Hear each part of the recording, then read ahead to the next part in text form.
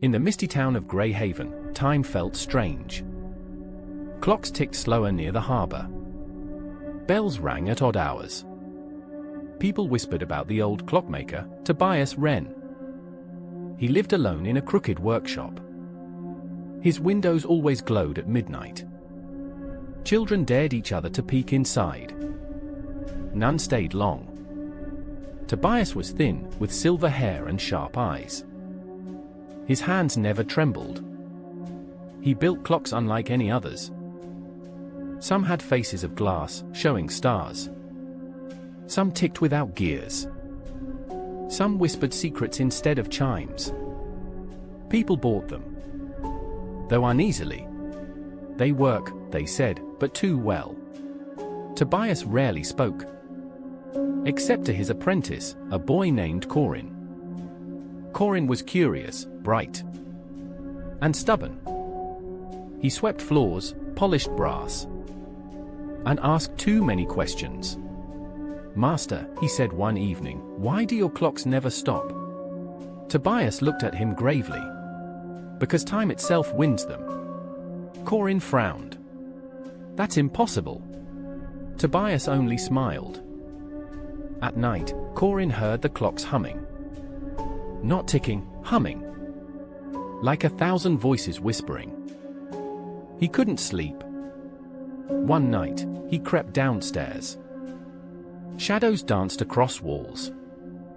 The largest clock glowed faintly. Its hand spun backward. Corin gasped. He touched the brass.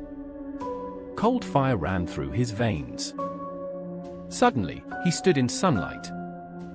But Greyhaven looked different. The harbor was bustling. Ships he'd never seen sailed. People wore old-fashioned clothes. "I've gone back," Corin whispered. He blinked, and was back in the workshop. The clock hands were still. Tobias stood behind him. "You touched it." Corin stammered. What was that?" Tobias sighed. "A glimpse of yesterday." "You mean, your clocks control time?" "No," Tobias said. "They reveal it." Corin's head spun. "Reveal?" Tobias leaned closer. "Time is not a line. It's a sea. My clocks are windows." Corin shivered. "Why show me?" Tobias's eyes were weary. "Because you will inherit this secret." Days passed. Corin noticed more oddities. Customers complained of strange dreams.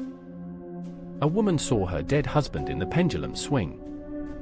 A sailor heard tomorrow's storm in the chimes. Fear spread.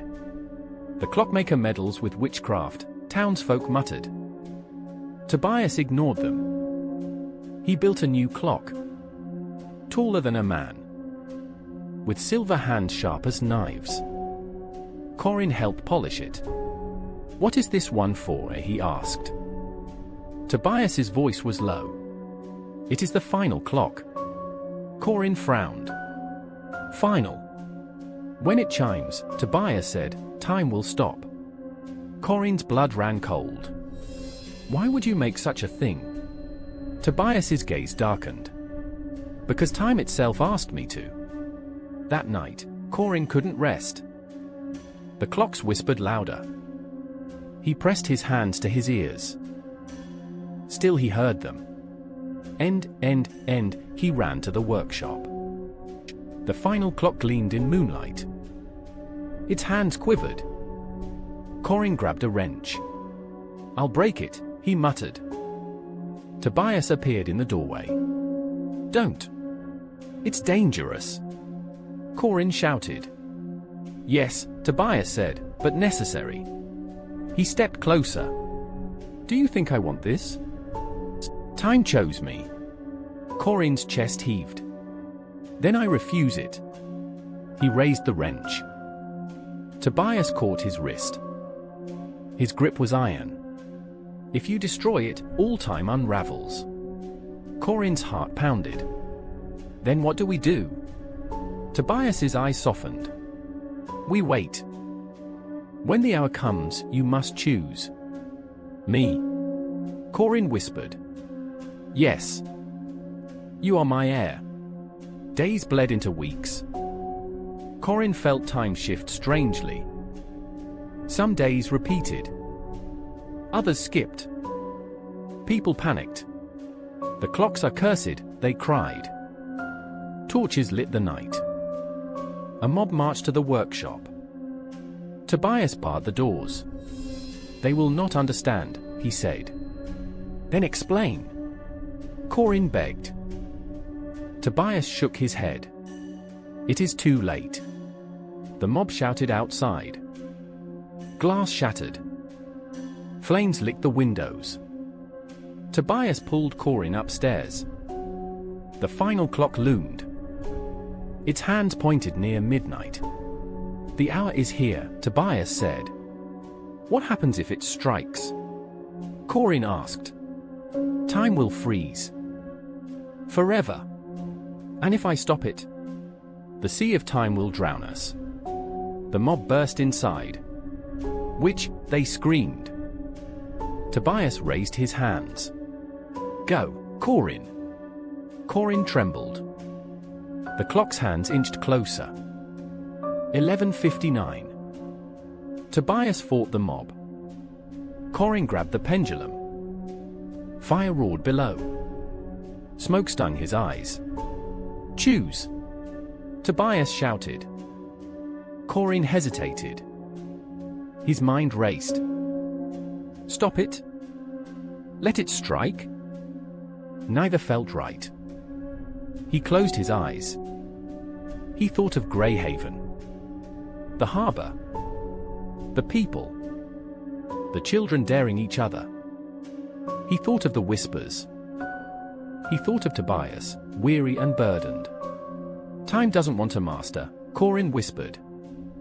He swung the pendulum hard. The clock shattered. A scream erupted, not Tobias, not the mob. The scream of time itself. Light exploded. Corin fell. Darkness swallowed him. Silence. Then, birds. Waves. He opened his eyes. He was by the river. Greyhaven gleamed in sunlight.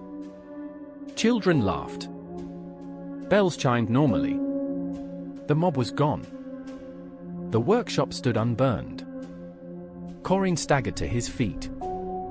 People passed him cheerfully. Good morning, they said. As if nothing had happened. He ran to the workshop. Inside, all the clocks were silent. Dust lay thick. Tobias was gone. Only the final clock remained, shattered. Corin's chest ached. Master, he called. No answer. On the floor lay a note. In Tobias's hand. It read, "You freed us." Corin sank to his knees. Tears welled. He touched the shards. They were warm. He felt no whispers. No humming. Just silence. Peaceful silence. Days turned to weeks. Greyhaven thrived. Ships sailed safely. Crops grew well. Bells rang true. People forgot the curse. They forgot Tobias. But Corin remembered. He swept the empty workshop. He kept one broken gear on a chain. A reminder. Sometimes, at night, he thought he heard ticking. But faint. Harmless. He smiled then. Because time was free. And so was he. Years passed. Corin became a clockmaker himself. His clocks were ordinary. Beautiful. But ordinary. People trusted them. Children peeked in his windows. He laughed with them. He married, had children. He lived. Yet sometimes he looked at the river, wondering if Tobias lived somewhere else. Beyond time. Watching. Guiding? He hoped so. One evening, his daughter asked, "Papa, why do you never make magical clocks?" Corin smiled softly. "Because magic doesn't belong in time." She tilted her head. "What does?" He lifted her onto his knee. "Moments," he said. She giggled. He kissed her hair.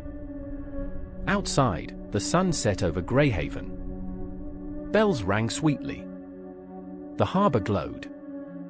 The people thrived.